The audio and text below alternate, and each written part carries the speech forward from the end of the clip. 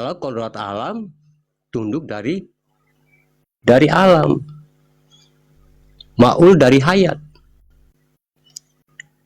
Kita tidak bisa menemui di dalam diri kita, apalagi mendirikan yang di antara keduanya. Apa yang dimaksud di antara keduanya? Bukan langit dan bumi.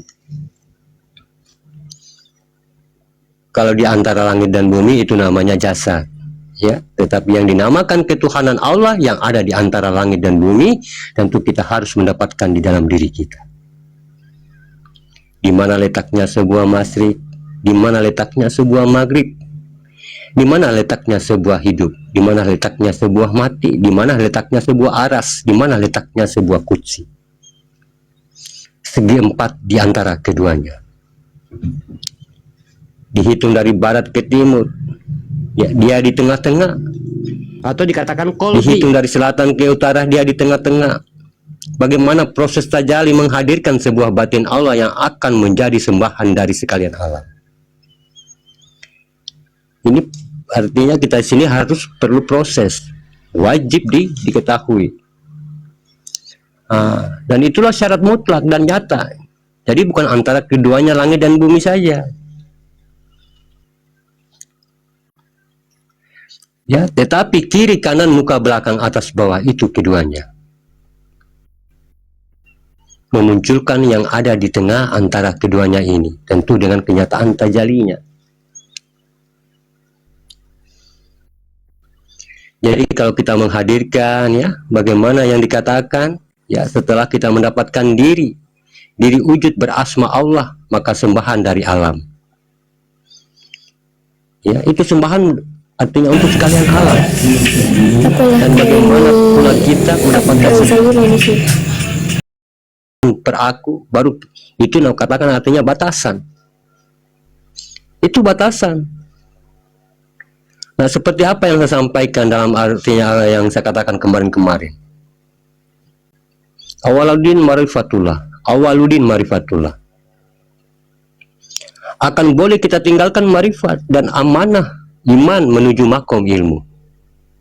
Dan wujud setelah tiga perkara itu dijalankan dan dinikmati dalam kehidupan sehari-hari. Apa sahabat beriman? Inilah diri farafilah.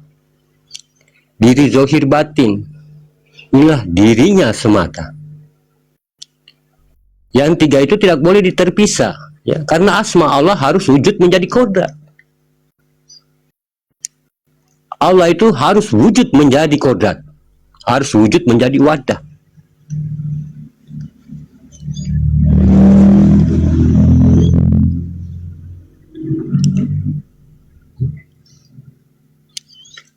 Tahu mana diri yang akan menjadi sembahan.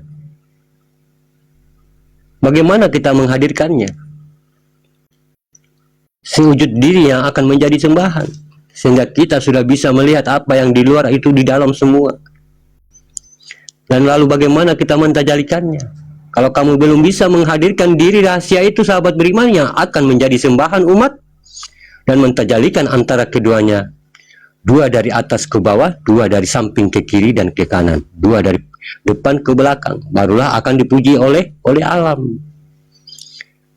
Apa kata alam? Segala puji bagimu ya Allah, Tuhan bagi kami semesta alam. Tapi kalau belum bertemu diri yang berada di antara keduanya tadi, sahabat beriman, Allahu lazi kalaka samawati wal ard. Kalau ini belum muncul, jangan harap seekor semut menghargai kamu.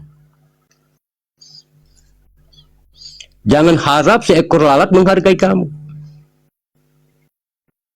Itulah pentingnya sahabat beriman. Syahadat diawali dalam rukun Islam. Supaya apa? Temuannya dinyatakan terlebih dahulu. Di mana posisi masyrik, di mana posisi maghrib, di mana posisi aras, di mana posisi qudsi. Semua sudah diperjelas dan harus ada mereka di antara kita. Ya, kodrat, iradat, ilmu, ya, sama basar kalam hayat, itu kodrat. Tapi tidak boleh lagi dikasih nama, ya. dia memang Tuhan. Bukti Tuhannya apa? Dikala dia sendiri, dia dilayani oleh sifatnya sendiri. Dan sifat ini ya, ditanamkan pada zatnya Allah, yaitu kodrat. Zat yang bernama Allah, yaitu kodrat atau jasad untuk disembah sekalian alam. Itulah diri. Cuma mentajalikan diri ini menjadi sembahan harus berada di antara keduanya. Ini masalahnya. Ya. Kalau dia tidak tahu di antara keduanya, bersekutulah dia. Apakah kita mampu mendirikan Tuhan di diri kita sebagai sembahan? Apakah kita juga harus mampu mendirikan hamba sebagai yang menyembah Tuhan?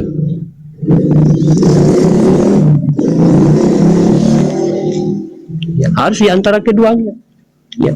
Tidak bisa di situ hanya hamba, tidak bisa di situ hanya Tuhan. Harus di antara keduanya.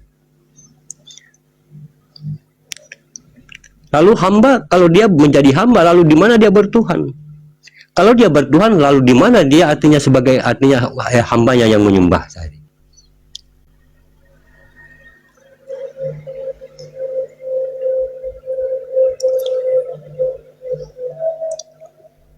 Ya.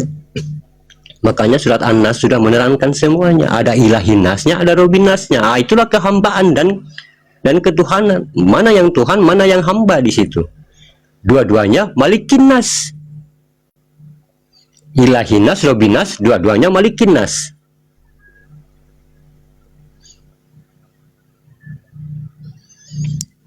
Yang susahnya ini yang apakah kita mampu, sahabat beriman, mampu mendirikan antara keduanya itu. Waalaikumsalam warahmatullahi wabarakatuh. Apakah kita mampu untuk mentajalikan saat kita sholat mana Tuhan dan mana yang menyembah?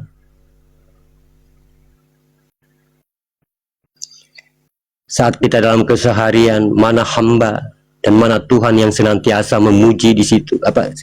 Mana Tuhan yang senantiasa menyaksikan berkeinginan di situ?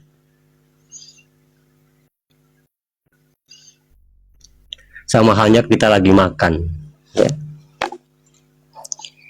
Kita lagi makan, di situ ada keinginan, ya. Di situ ada keinginan. Duluan mana keinginan bergerak, lalu kita mengambil nasi. Makanya Tuhan ini mengatakan, saya mau makan.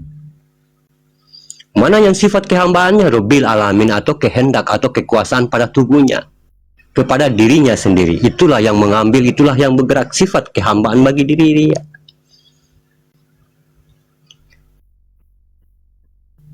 Makanya saya katakan, kolbu itu tempat bagaimana mengontrol jasad kita. Tapi yang mengontrol kolbu ini adalah kolbi. Kolbu itu tempatnya akal. Dia jiun, tertinggal di dunia amalnya. Yang kembali adalah kolbi, lillah. Jiunnya tinggal, kolbunya tinggal. Kolbu itu tempat akidah, akal, iman, agama, di situ. Nafsu. Ini yang mengontrol jasad. Dan kolbu ini dikontrol oleh kolbi.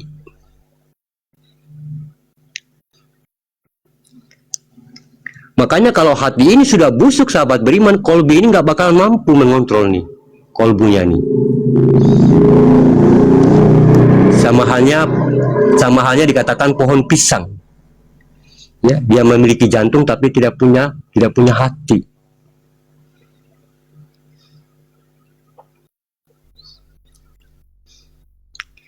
Baiknya luar biasa, tapi dia tidak pernah memandang Allah dengan mata hatinya. Dia tidak pernah melihat Allah dengan mata hatinya. Dia tidak pernah merasakan Allah dengan rasa hatinya. Ini manusia yang memiliki jantung tapi tidak memiliki hati.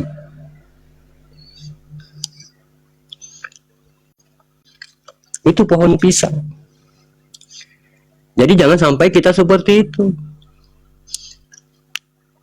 Jadi yang dimaksud di antara keduanya, bagaimana kita senantiasa tadi, ini kan pandangan selaras nih dengan keinginan. Ya, makanya pandangan ini dikatakan aras kekuasaan. Rabbil Alamin itu adalah kutsi. kekuatan bagi dirinya. Setiap kita memandang pasti dia mengartikan, setiap kita memandang pasti dia berkeinginan.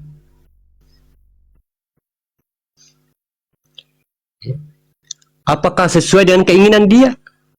Apakah keinginan kita di situ? Makanya kalau kita ingin menjadi keinginan ini murni, sahabat beriman, ya, harus kita paham di situ. Ya, biar keinginan kita ini murni, tidak berkeinginan dalam perbuatan maksiat. Makanya setiap kita mandang ini HP, dia ngomong di situ, ini HP yang kamu pandang. Dia melihat keburukan, dia ngomong di situ, itu keburukan. Dia melihat di kebaikan, itu kebaikan.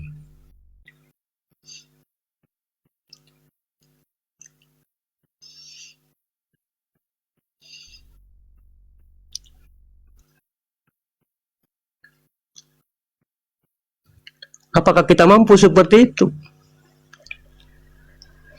Apakah kita mampu mentajalikan bahwa yang berkeinginan itu, sesuatu itu adalah ilahinas, yang penguasa tadi, yang raja manusia tadi? Dan kehendak ini, apakah kita mampu mengundurkan kehendak untuk berbuat jahat tadi, atau berbuat maksiat tadi? Ya, ini yang dikatakan kekuasaan atau rubinas. Hamba dengan Tuhan. Harus kita mendirikan keduanya. Makanya para wali-wali itu diturunkan hanya menyambungkan marifat. Ini saya sudah ulang-ulang. Ya. Harus peka kepada yang melihat, harus peka kepada kehendak. Itu menyambungkan marifat. Di sini bukan lagi posisi apa-apa. Di sini sudah posisi kesadaran mutlak. Apakah kita mampu bertajallis begitu seperti sahabat beriman?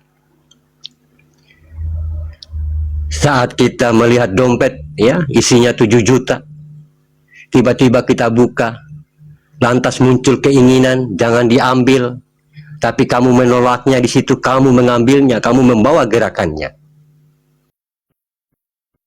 Padahal dia sudah ngomong tadi, itu dompetnya orang. Mampu nggak kita melawan keinginan itu? Ini harus kita mampu mentajalikan seperti ini.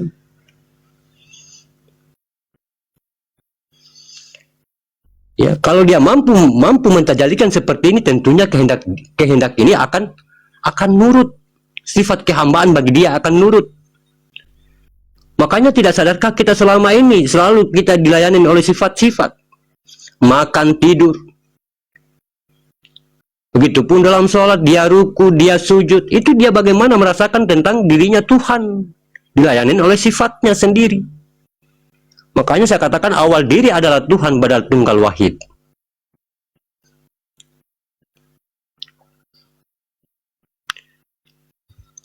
Saat kita melihat emas, ya, mungkin beratnya 1 kilogram, ini pandangan dia mampu menilai itu milik orang.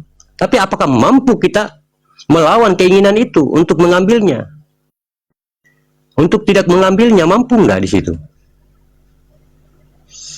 Sehingga membuat kehendak kita ini, atau dikatakan dia bersifat kepada zatnya atau kodratnya ini, mampu nggak dia mencegah perbuatan keji dan mungkar tadi?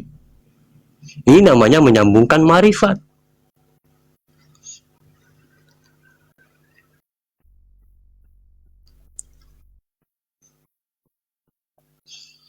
Mampu nggak? Kalau kita belum mampu, jangan harap dulu. Ya, makanya saya ulang-ulang pembahasan ini biar kita lebih paham. Itu yang dikatakan antara keduanya. Ya, kita di tengah-tengah.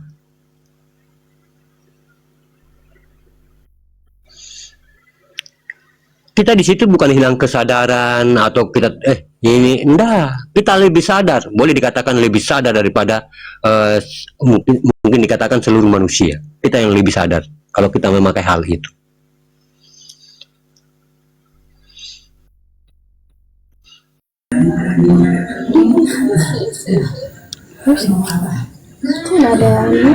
Ya, berarti harus kita menjalankan antara keduanya, sahabat. Aku nge-like.